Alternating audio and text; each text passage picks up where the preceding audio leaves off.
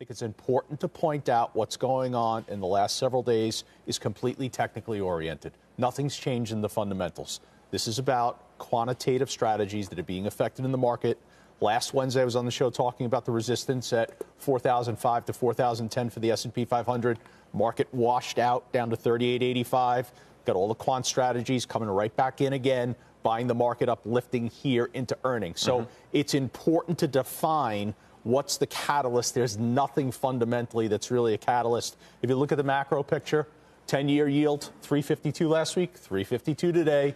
Dollar basically running in the same spot. Same thing can be said for oil. So I think it's important to acknowledge that. The debate is the same, right, Steph? The bearish take versus the bullish take. Bearish take is earnings. The outlook is weakening at the same time that the data is, right? Mike Wilson, Morgan Stanley. Weakness in the leading data is overwhelming.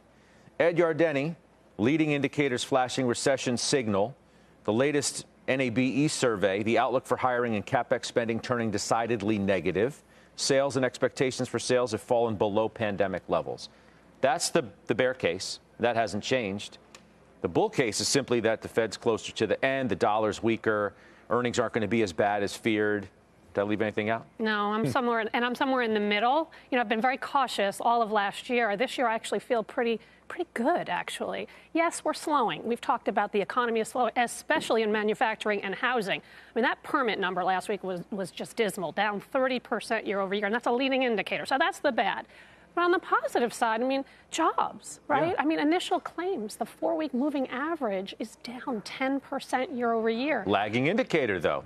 Leading good, lagging. No, I would actually say the initial claims are leading. The non-farm payroll numbers are lagging. That's the way I have always read it and interpreted it. So the initial claims are good. The JOLTS numbers are still very, very strong. The ADP number was off the charts, especially on wages at 7%. And if you switched, you're getting 15% wage growth year over year. So the job market is kind of saving us, if you will, right? It is for now, sure. Well, then at the same time, inflation is starting to come down. CPIs, PPIs, right? I mean, and then if you look at gasoline prices, they're down 16% from the highs, and commodities in general are down. So that's good. I'm not saying we're there in terms of what the Fed is comfortable with on inflation, but inflation is coming down, and that's good for real incomes for the consumer. And oh, by the way, on the consumer, I know the retail sales number last week was crummy month over month, but still up 6% year over year. And if you listen to what Coke had to say, if you listen to what P&G had to say,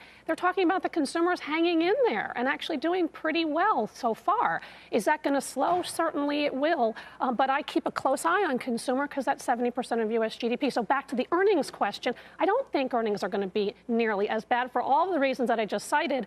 But also, you listen to something like a J.B. Hunt, and they're saying rail demand is actually strong. They're talking about labor shortages getting better. They're talking about inflation coming down. All the things that I just mentioned, they're saying it in real time. And so I feel a little bit better about earnings.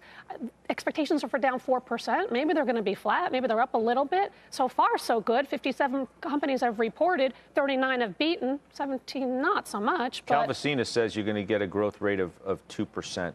Jason Snipe, so you got the bull-bear debate, and then you got the wild card in all of that, and that's the risk of a policy mistake, that the Fed is so fixated on what I think we would determine are lagging indicators, right?